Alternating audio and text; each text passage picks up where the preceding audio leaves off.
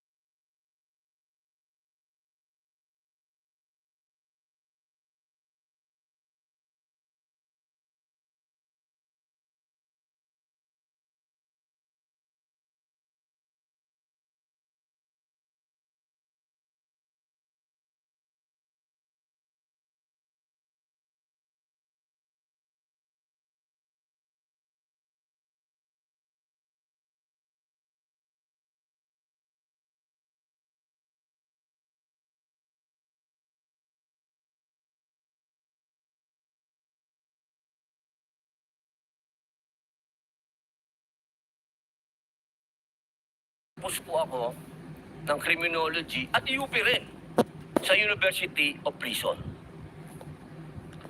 Ang sabi po dito, sa Tagalog po Ginoong presiding, sa loob po ng 4 na taon na ako po ay ibinoto ng ating mga kababayan at nagsilbing senador, ako po ay naging tagapangulo ng komite ng Constitutional Amendments. At tuwing meron pong pagdinig, ang lagi po naming pinapatawag ay yung mga sumulat ng konstitusyon. Bilang sila po ang nakakaalam kung ano ang puso, ang diwa ng konstitusyon.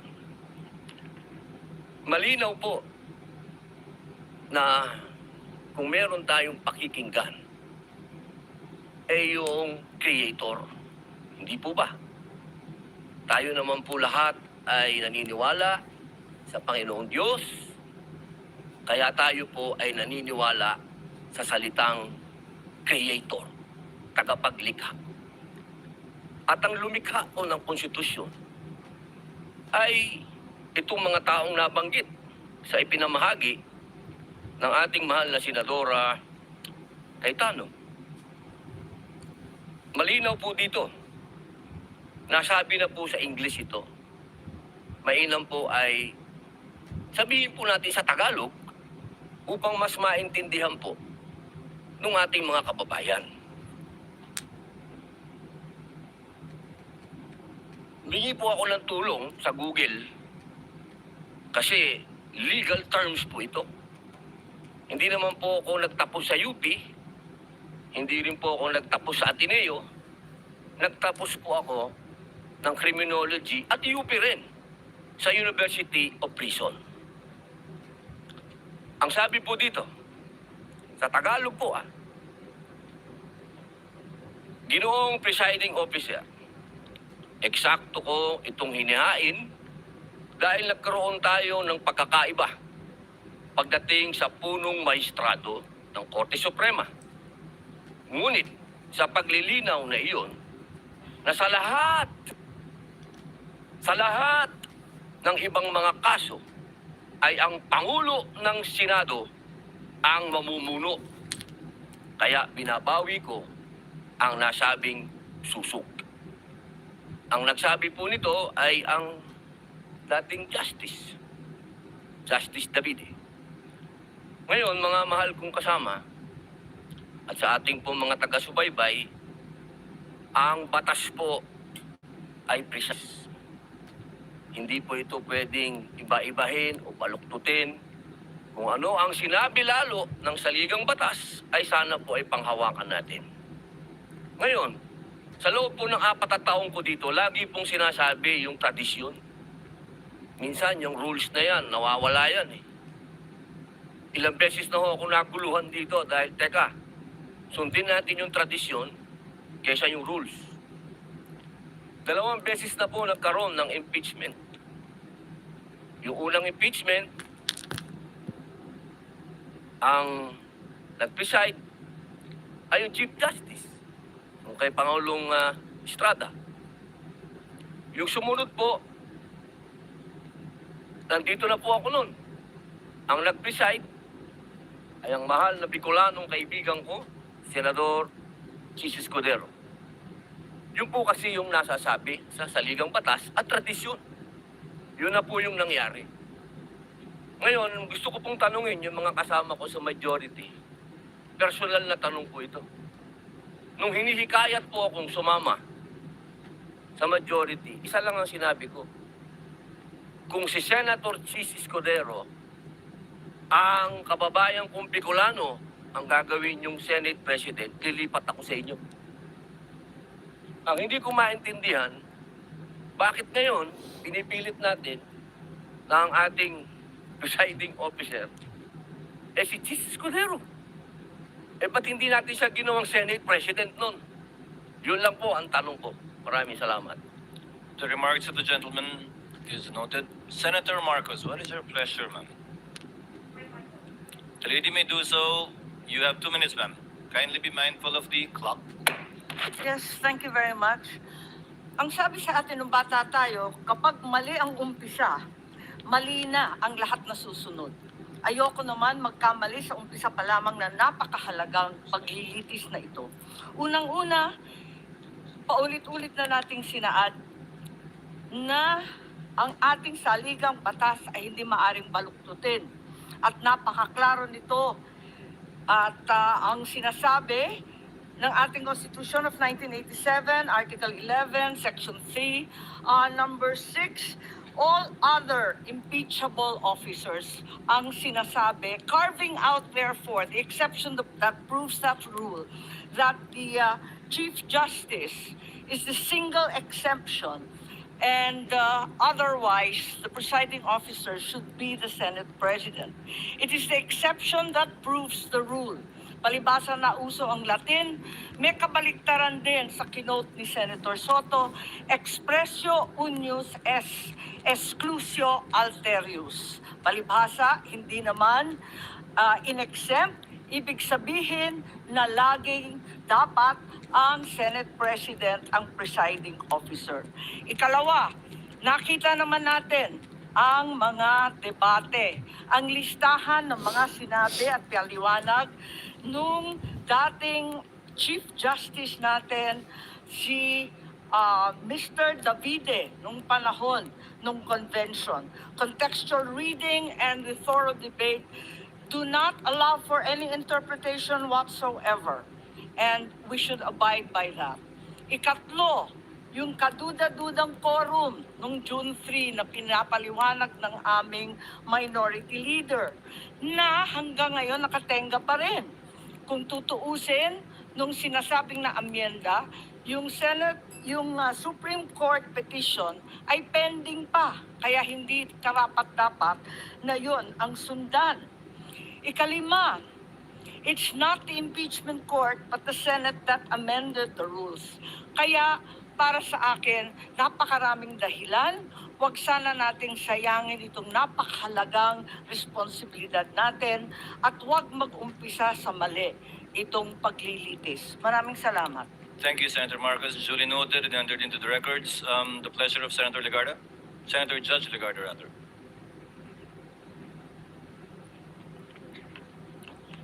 Thank you, Mr. Presiding Officer.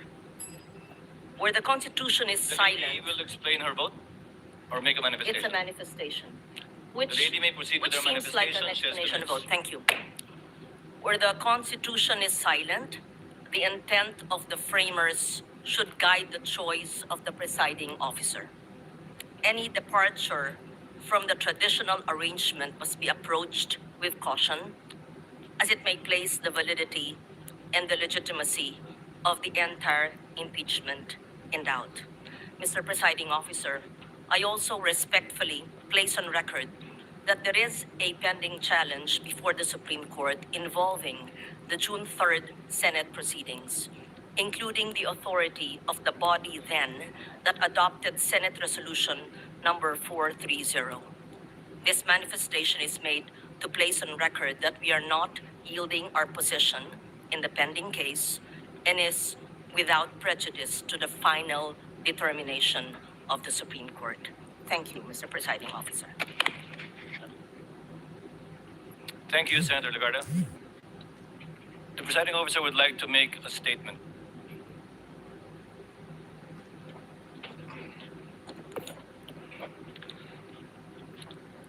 Sa mga ginagalangan kong kapwa Senator Judge, sa ating mga minamahal na kababayan, sa mga partido sa kaso na kabinbin ngayon sa Senado, isa pong maganda at pinagpalang hapon sa ating lahat. Sa araw na ito, muling gagampanan ng Senado ang isa sa mga pinakasagradong tungkuling iniatas ng saligang batas. Ang pag-upo natin bilang isang impeachment court para litisin at husgahan ang pangalawang Pangulo.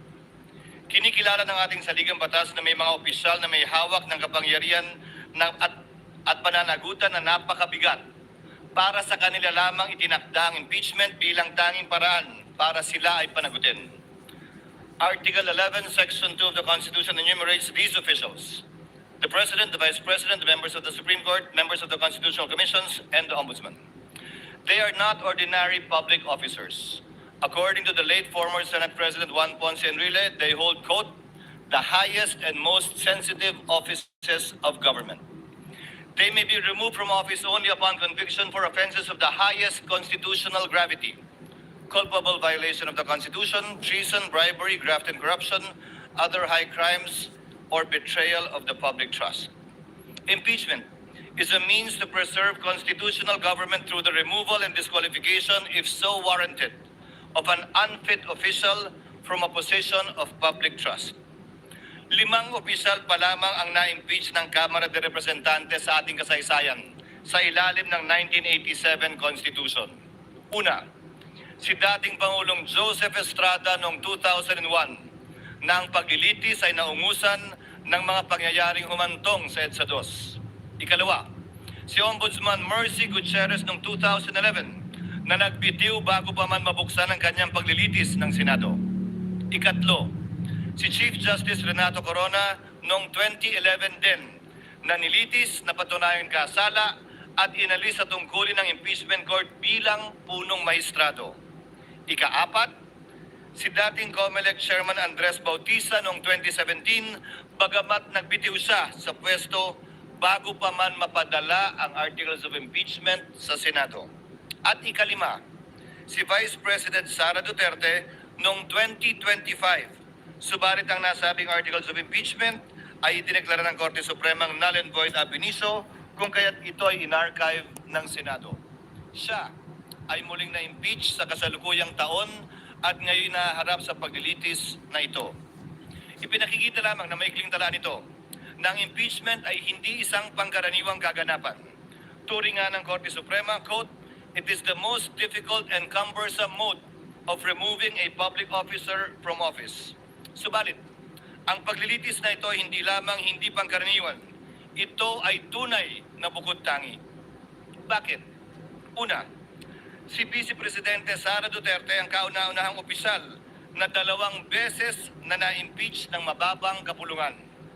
Pangalawa, Siya ang kauna-unahang Vice Presidente na haharap sa paglilitis ng isang impeachment court at pangalawang opisyal lamang na halal ng sambayanan na sasailalim sa prosesong ito. Pangatlo, siya ay hinahalal ng may pinakamalaking mandatong pinagkaloob ng sambayanang Pilipino sa sinumang kandidato sa ating kasaysayan. Mahigit 32 milyon o 61% ng kabuuang boto para sa ikalawang Pangulo. Pang-apat, ang Articles of Impeachment laban sa kanya ay inendorso ng 277 na miyembro na kumakatawan sa ating mga mamamayan mula sa iba't ibang distrito at sektor at ng ating bansa. Nakatumbas ay mahigit 80% ng kabuuan ng Kamara de Representantes. Terminating an elected mandate before the end of its term is among the most drastic acts our constitutional democracy can undertake. This is why the trial must be guided with prudence, tempered by caution, and marked with unquestionable impartiality. We must avoid even the appearance of impropriety and observe the cold neutrality of an impartial judge at all times. May I therefore caution my fellow senator judges, the prosecutors, the respondent and their respective counsels and witnesses to refrain from making any comments and disclosures to the public pertaining to the merits of this trial as mandated by the impeachment rules itself. Let us heed the words of the Supreme Court that said, "Impeachment is not a chance to settle political scores. It is not a stage for political theater or personal attacks.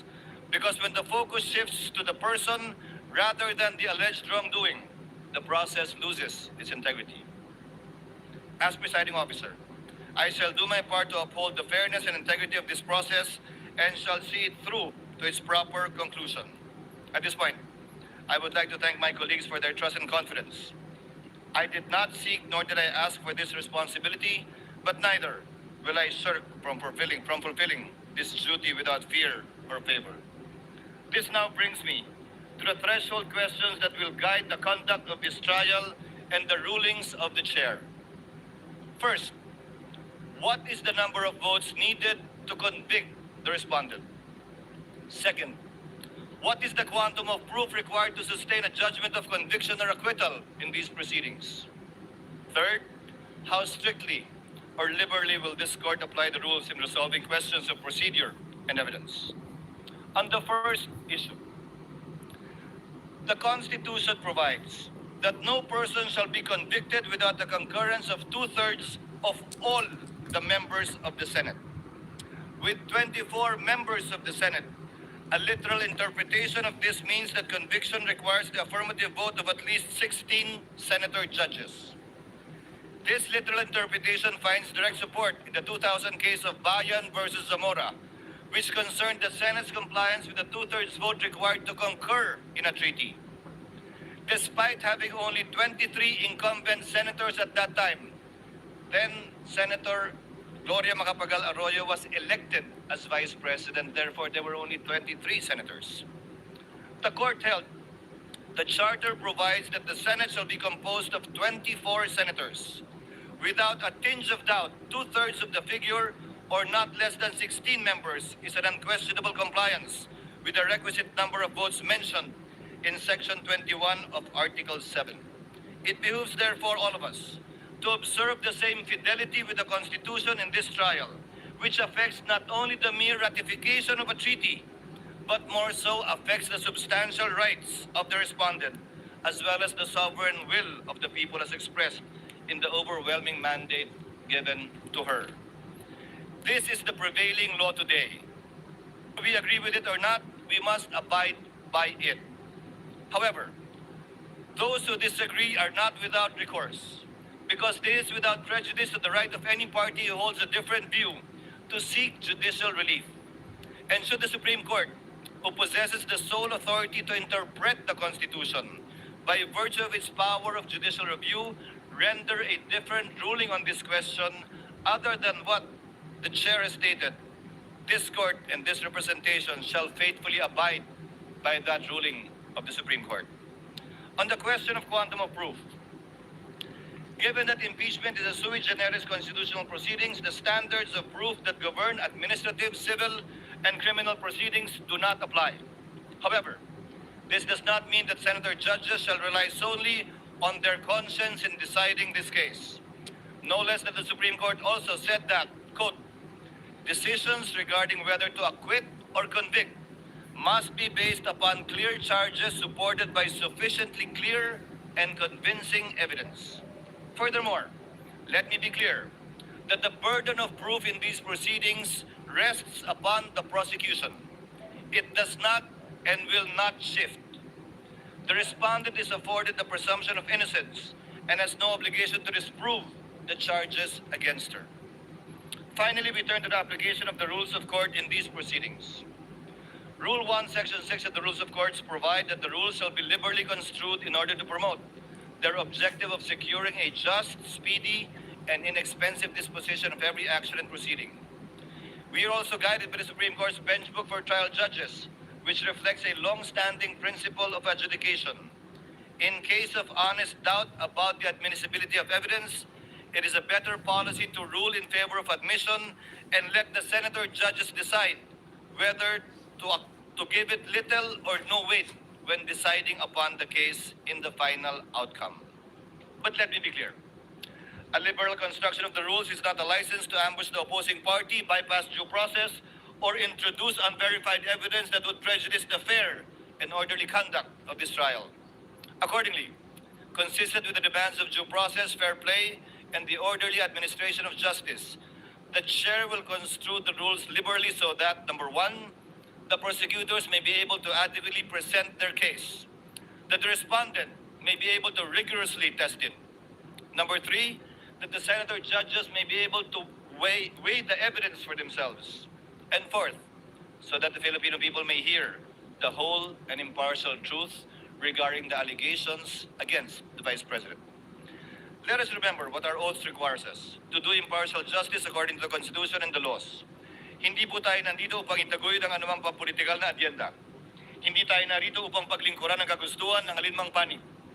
Narito tayo upang alamin ang katotohanan at sa pamamagitan nito, mapairal ang hustisyang walang kinikilingan. Ang tungkulin natin bilang mga hukom ay hindi maaaring talikuran. Sa gitna nito, batid ko ang mga problemang kinakaharap ng ating bayan na patuloy natin dapat pa rin pagtuunan ng buong pansin at hanapan ng solusyon. Tayo ay mga senador bago tayo umupo bilang mga hukom at mananatili tayong mga senador na patuloy na magsusumikap na tugunan ang mga pangailangan ng ating mga kababayan bilang Senado at hindi mababago ito. Kaya't aking hiling at dalangin na huwag sana malunod ang diwa ng pagkakaisang nagbigay sa atin gaano mang katindi ang mga debate at pagtatalo sa hukumang ito. Dahil anuman ang magiging kalabasan ng paglilitis na ito, laging kinakailangan ang Senadong nagkakaisa. Dalangin ko po na sana pagkalubad tayo ng katatagan, karunungan, pagpapakumbaba at pag-unawa upang magampanan nating lahat ang ating tungkulin bilang mga hukom. Pagpalain na po lahat sana tayo ng buong may kapal. Maraming salamat at magandang hapon po.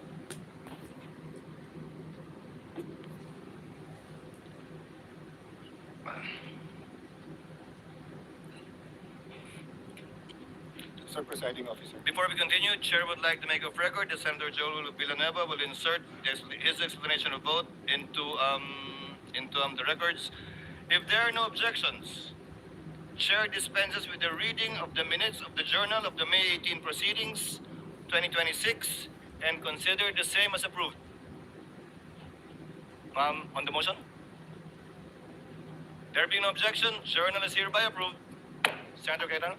Sir President, let me thank you and just make the manifestation that this representation believes that it is a threshold issue, the number of senators to convict and two-thirds, logical, fair, that would give justice to the Constitution 16. So I thank you for that statement. And as you mentioned, it is a statement of the court, not only of the presiding justice, because napaka-importante na sa umpisa pa lang, alam na ng prosecution at alam na ng depensa kung ilan.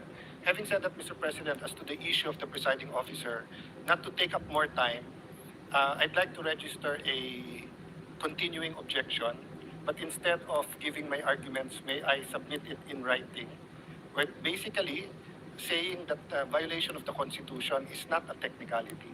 But if our dear colleagues will allow, we will just submit it in writing, Mr. President. The Whoever wants to continuing join. objection of the gentleman is noted, and he may so submit his extended written explanation in writing for the record. Senator Cayetano? Thank you, Mr. President. Just a few administrative matters with your indulgence, dear colleagues. The lady may proceed. Thank you. I read that we have rules for our resource panel and also our prosecution and defense that no drinks and food allowed. May I respectfully request that they be allowed to have water. It's a basic human right naman siguro na makainom ng tubig. I read something. I'm just saying, I saw it in the rules. I'm making clear because knowing them, they will follow our rules, and I think it's not right to not allow drinks. And then, there may be some who are pre-diabetic or diabetic and need to eat something. So, if they have to have crackers or whatever it is that they need to have, I think we should allow them to do that, Mr. President. Sama-sama ko na yung rules ko, ha. And then they should also be allowed to have a bathroom break. I don't want them to also, may ibang klaseng sakit naman yung hindi nakakapunta sa banyo, so may they automatically be allowed. I think they're responsible enough to, they're a whole team. There's like a dozen of them here. And then finally, sitting is the new smoking. May we also allow them without them having to ask for permission to stand up, stand in the back, and to stretch their legs, because it is not healthy to be sitting down for 2, 3, 4 hours, and I think our hearings will go on for a long time. So that is my humble submission for the health and wellness of our prosecution and defense panel. Thank you, Mr. President. Noted, and we will discuss the matter with the parties. Senator Pangilinan. Yes, Mr. President, if I may be likewise allowed to submit a written explanation of my vote, particularly on the matter of referring to the Constitutional Commission when the debates of the Constitutional Commission, Mr. President, where I believe there is a contrary opinion, which the Supreme Court, in fact, ruled in previous rulings, the Chavez case, Mr. President. For the record. Noted, the gentleman may do so.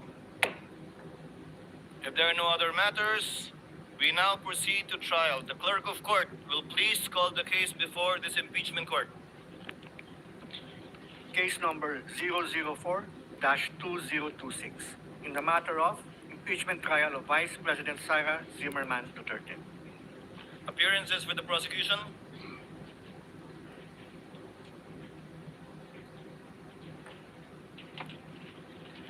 Good afternoon, Your Honors. We are 11 House prosecutors and 15 private prosecutors. I am Representative Chervil Jinky Pitrix Luistro, appealing for the prosecution. We are ready, Your Honor. May we get the names of the other panel of prosecutors as well as the counsel for prosecutors one by one for the record.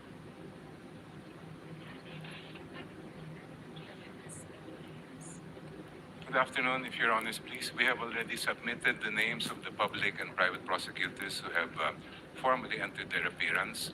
Ako po si Representative Jose Manuel I. Diokno, magalang pong humaharap sa Senate Impeachment Court. Ready po. Noted. Good afternoon, Your Honors. I am Representative Laila De Lima from the Mamamayang Liberal or ML party list, respectfully appearing as public prosecutor. We're ready.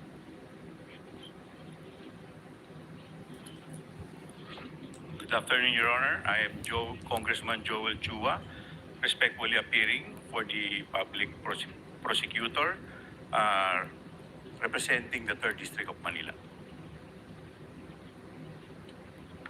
Good afternoon, Your Honors. I am Arlene Kakabagaw from the Nagat Islands, representing the public prosecutor right here. Good afternoon, Your Honors. I'm Representative Lawrence Rivera Defensor from the 3rd District of Iloilo, respectfully appearing as public prosecutor.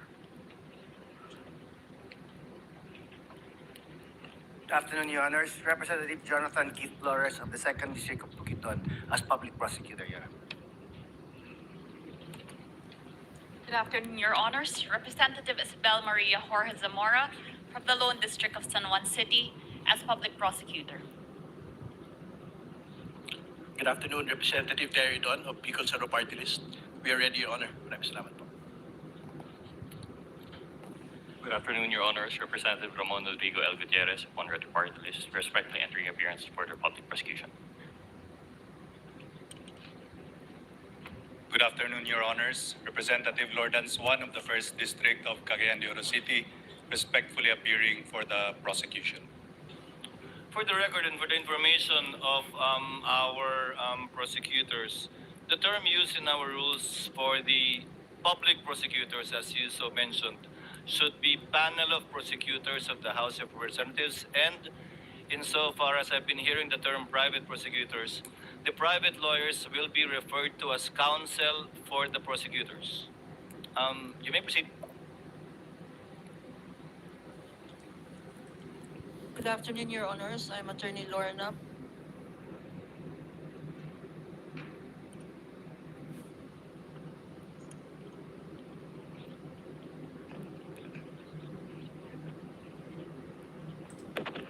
Good afternoon, Your Honors. I'm Attorney Lorna Patawa Kapunan, counsel for the prosecutors, under the control and supervision of the panel of prosecutors from the House.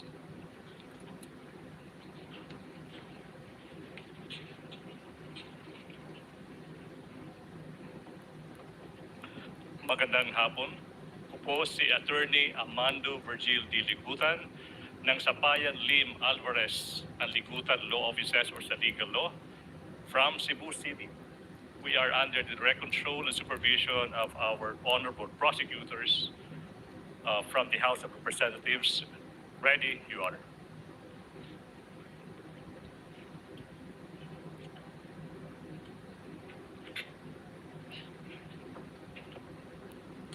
Good afternoon, Your Honors.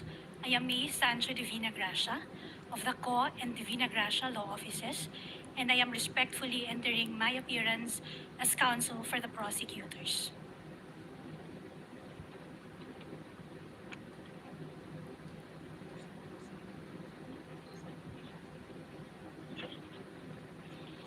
Your Honors, good afternoon. I'm Attorney Lino Chris Patao Kapunan, respectfully appearing as counsel for the prosecutors, acting under the direct control and supervision of the panel of prosecutors of the House of Representatives.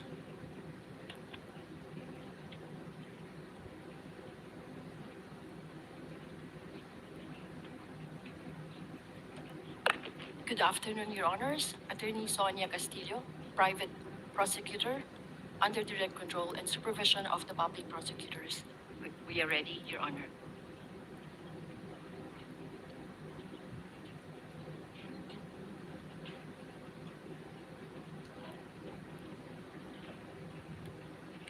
Good afternoon, Your Honors. Attorney Dina Melissa Lorenzo Singyan, for counsel for the prosecutors. We are ready, Your Honor.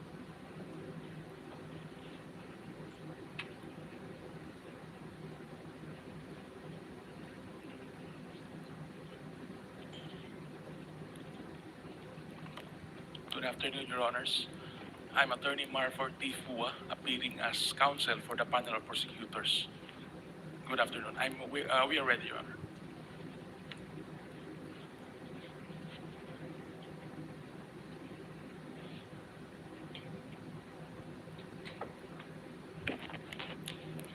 Good afternoon, Your Honors. I am Attorney Erwin G. Matip, respectfully appearing as counsel for the prosecutors. We are ready.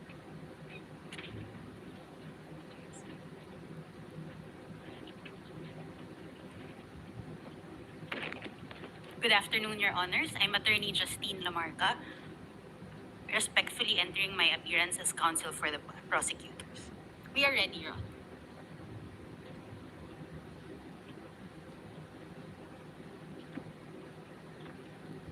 Good afternoon, Your Honors. With respect, James Brian Ibrahim Ali of Pecapar Law, formerly Ponce Enrile Reyes and Manlastas, appearing as counsel for the prosecutors. We're ready to proceed today, Your Honor.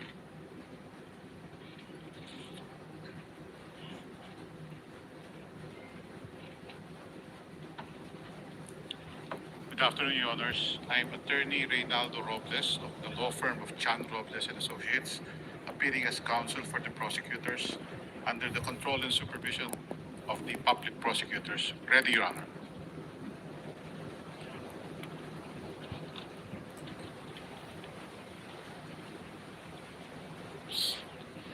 Good afternoon, Your Honors.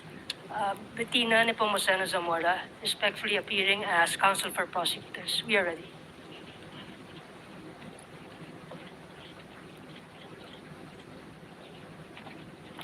May it please the court, Attorney Duterte, appearing as counsel and under the control and supervision of the House panel of prosecutors.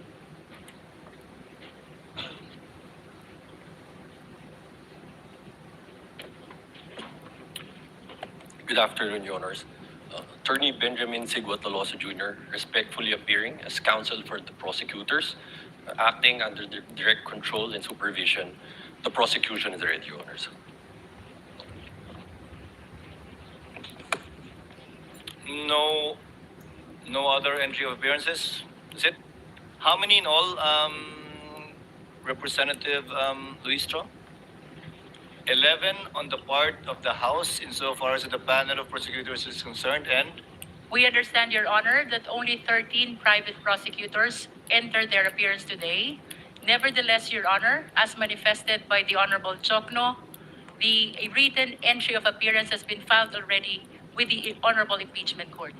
nevertheless, as they appear or will be participating in the trial, kindly inform them to enter their formal appearance during the trial. Your Honor, the entire 15 private prosecutors have filed already their written entry of appearance with the impeachment court. The articles of impeachment will be presented by 4 separate teams, Your Honor. And that explains why the House prosecutors or the panel of prosecutors are joined by 15 private prosecutors, Your Honor. Noted. Thank you, ma'am. Senator Cayetano, what is the pleasure of the lady from Taguig? Yes, Mr. President, I just have a question for the prosecution panel. I understand that there is no requirement for the members of the House who form part of the prosecution to be lawyers. But may I know if they are all lawyers, and if some are not, may we know who are not lawyers? Thank you. Your Honor, all the 11 House prosecutors are members of the legal profession. Does that satisfy the Senator Judge? Yes, I was just curious, Mr. President, because it's not a requirement, so I was just curious if in fact they are lawyers. Thank you. Duly noted. The response of the lead prosecutor is duly noted. Your Honor, may I just enter a correction to the earlier manifestation? The lady may proceed. Instead of 13, 14 private prosecutors are able to enter their appearance today. Nonetheless, all the 15 have filed their written entry of appearance with the impeachment court, Your Honor. Noted. Appearances for the respondent.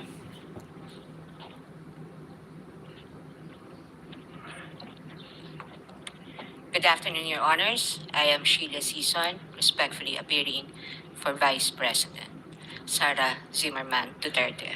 With the permission of the court, my co-counsel will enter their respective appearances. You may proceed. Gregorio Y. Narvasa II.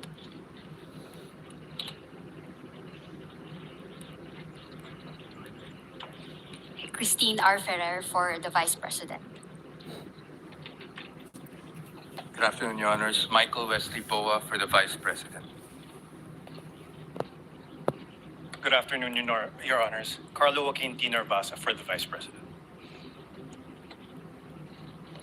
Good afternoon, Your Honors. I am Mark C. Vinluan for the Vice President. Good afternoon, Your Honors. Justin Nicole B. Gular for the Vice President. Good afternoon, Your Honors. Lyndon Miguel C. Bacuel for the Vice President. Good afternoon, Your Honors. I am Ralph Borja Podota for the Vice President. Good afternoon, Your Honors. Roberto Narvasa Batumbacal for the Vice President. Good afternoon, Your Honors. David Runel Amgoli VII for the Vice President. Good afternoon, Your Honors. Carl Grace G. Oroseo for the Vice President. Good afternoon, Your Honors. Clarlene Radok for the Vice President. Good afternoon, Your Honors. Francesca Marie V. Flores for the Vice President. Good afternoon, Your Honors. Miguel Carlos Alvar Fernandez for the Vice President. Chair notes the entry of appearance of the counsels for respondent Vice President Sara Zimmerman Duterte, and Chair likewise notes that the Vice President is not physically present but represented more than adequately by her counsels who entered their appearance. On May 19, 2026, the court, pursuant to Rule 7 of our rules, issued the summons to Vice President Sara Zimmerman Duterte to answer to the articles of impeachment. On May 20, 2026, the Sergeant at Arms served the summons on the Vice President and made the return of service under oath before the Secretary of the Senate. Let the return be entered at large into the records pursuant to Rule 8 of the Rules of Procedure on Impeachment Trials. So ordered. Likewise, the court received pleadings, comments, manifestations filed by the parties.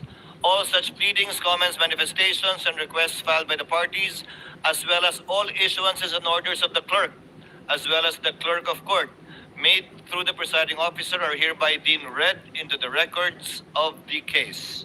So ordered.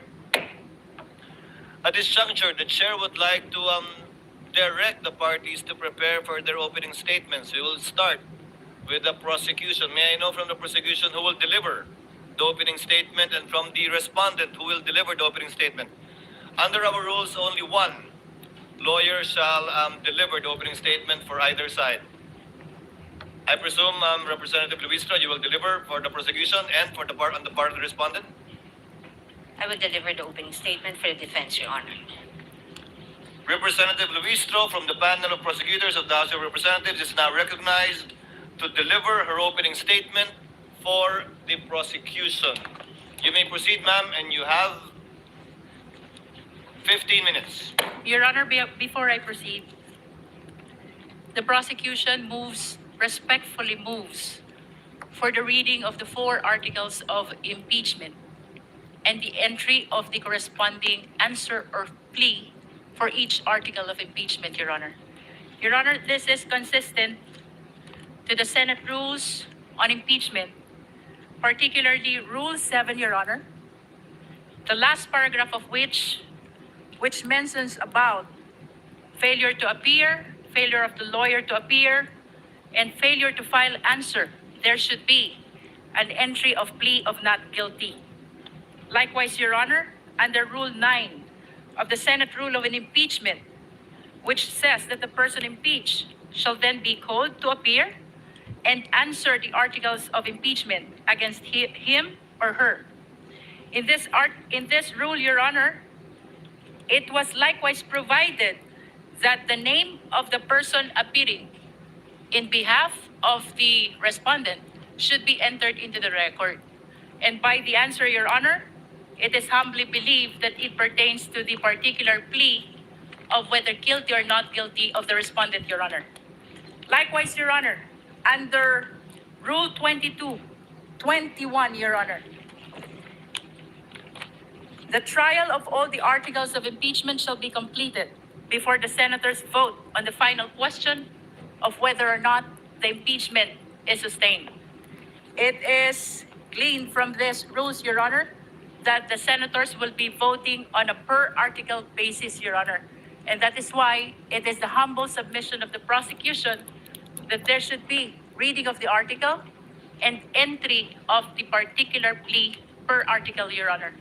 This likewise, Your Honor, manifests our complete adherence to the mandate of the Constitution sa pagbasa po ng mga artikulo ng impeachment at pagpapasok ng sagot ng respondent. Maipakita po natin sa sambayanang Pilipino ang ating pagsunod sa mandato ng Konstitusyon. Likewise, Your Honor, it upholds due process not only of the respondent but also of the Filipino people. Sa pagbasa po ng mga artikulo ng impeachment, she will be informed of the nature of the accusation against her bago pa po siya sumagot whether she is guilty or not guilty, Your Honor. Likewise, Your Honor, ang 4 na artikulo po ng impeachment ay nakabase sa iba't ibang alegasyon ng facts at iba't ibang nature of accusation or cause of action, Your Honor. And with that, Your Honor, it is perceived that there is a possibility that the plea of the respondent to each and every article will be different from one another, Your Honor. And lastly, Your Honor, this is consistent with the Senate rules on impeachment, because the senator judges, the honorable senator judges, Your Honor, will be voting on a per article basis after the conclusion of the trial of this impeachment case, Your Honor. The chair will respond. Unless the counsel for respondent would like to say something about the motion of the distinguished lead prosecutor. Yes, Your Honor, may I comment? The lead before may the- proceed. Before the presiding officer can rule on the motion or request of the lead prosecutor. But before I give my comment, may I just clarify if the lead prosecutor is now making a motion to arraign the respondent accused? Your Honor, whether this is arraignment or otherwise, the motion of the prosecution is very much consistent with the Senate rules on impeachment. I think the question, Your Honor, is very simple. As I have It's mentioned, Your answerable by Honor. Yes or no, Your Honor. Rule Is the 7, lead prosecutor, Rule 9, is the lead Let this prosecutor not be a debate between the requesting counsels. for the respondent accused to Counsel be for arraigned, Your Honor? respondent, kindly make your comments and avoid asking questions from the counsel for the prosecutor. We will recognize the counsel for respondent for her comments on the motion and the manifestations made by the lead prosecutor for the House. You may proceed, ma'am. Thank you, Your Honor. I believe I have a standing question to the lead prosecutor, and I would like to ask her for the legal basis for requiring the respondent to be arraigned today.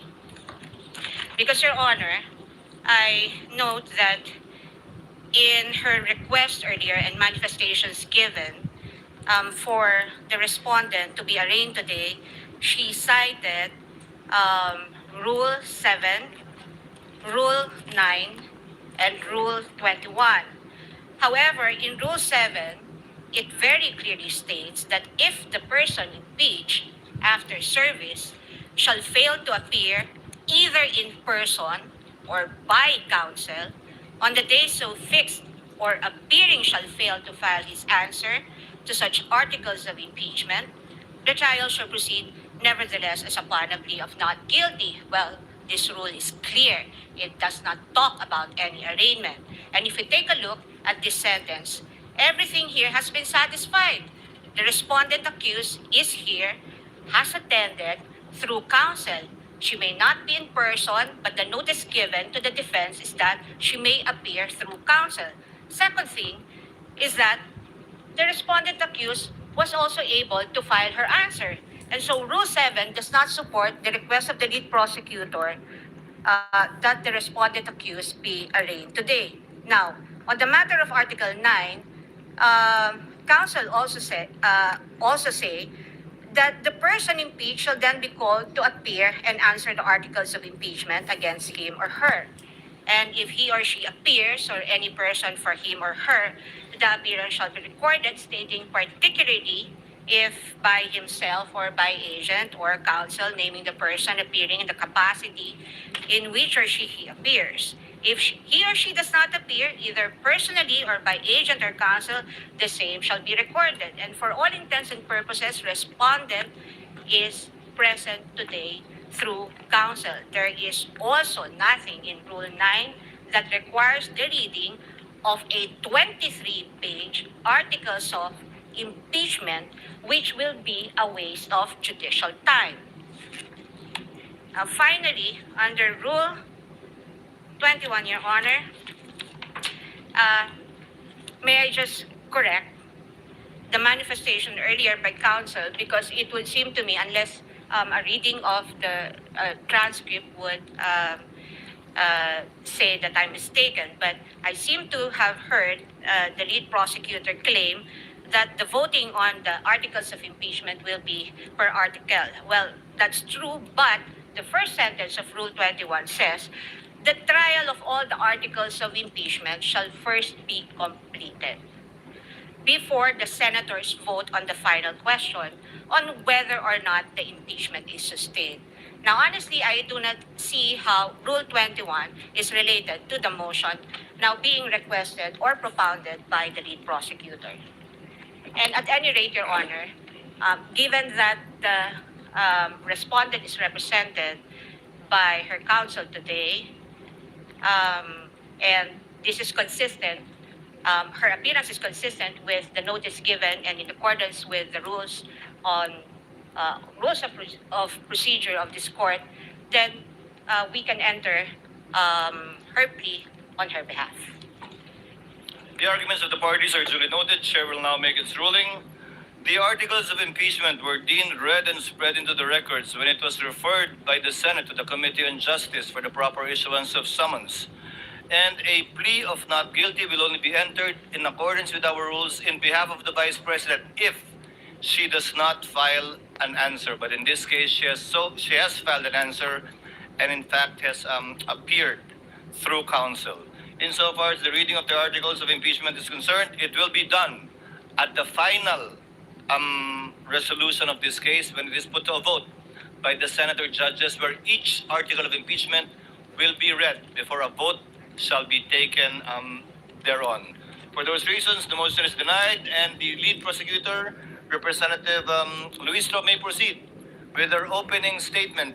Kindly be mindful of the clock, and before recognizing you, ma'am, may I remind the counsels for the parties to kindly address the chair with respect to anything and everything they want or wish to say before the court, and not to address each other. The lady may proceed. Representative Luistro, you are recognized, and you have 15 minutes for your opening remarks. We thank the court, Your Honor.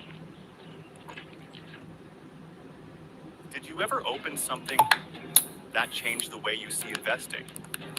With Pocket Broker, you have a free demo. Then,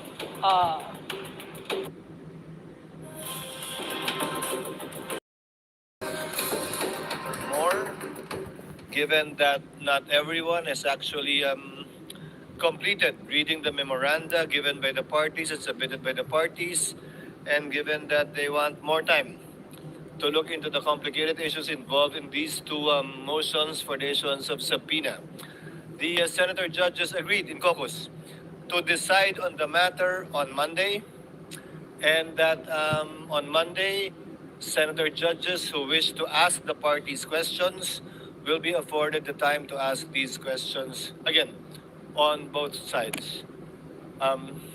Following our rules, it shall be 10 minutes per senator, not exceeding 1 hour for each side.